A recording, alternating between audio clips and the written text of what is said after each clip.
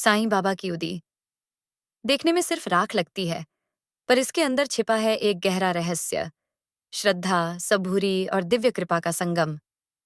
शिरडी में बाबा ने अपने पूरे जीवन भर एक पवित्र धूनी जलाई रखी। यह धूनी सिर्फ अग्नि नहीं थी, बल्कि बाबा की साधना, तप और उनकी आध्यात्मिक शक्ति का केंद्र थी। इसी धूनी की राख को उदी कहा जाता है। कहते हैं कि यह धूनी बाबा के जीवन की तरह ही अखंड थी। दिन हो या रात, यह सदैव प्रज्वलित रहती थी। इस अग्नि में एक अद्भुत शुद्धिकरण शक्ति थी। बाबा जानते थे कि जहां अग्नि होती है, वहां नकारात्मकता टिक ही नहीं पाती। इसीलिए इसकी राख में रोग निवारण, शांति और आशीर्वाद तीनों का संगम था। साईं बाबा उदी को सिर्फ एक प्रसाद की तरह नहीं, बल्कि दवा और दुआ दोनों की तरह देते थे। उन्होंने अनगिनत लोगों के रोग सिर्फ उदी से दूर कर दिए। किसी का बुखार उतर गया, किसी का पुराना दर्द मिट गया, किसी के जीवन की बाधाएं हट गईं। बाबा कहते थे, उदी मेरी प्रसाद है, इसे श्रद्धा से लो, सब ठीक हो जाएगा।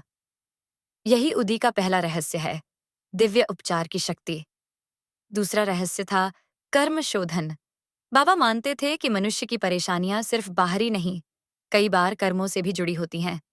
उदी लगाते ही मन हल्का होता है, भय और बाधाएं दूर होने लगती हैं और जीवन में एक नई ऊर्जा प्रवेश करती है, मानो उदी भीतर जमा अंधकार को जला देती है।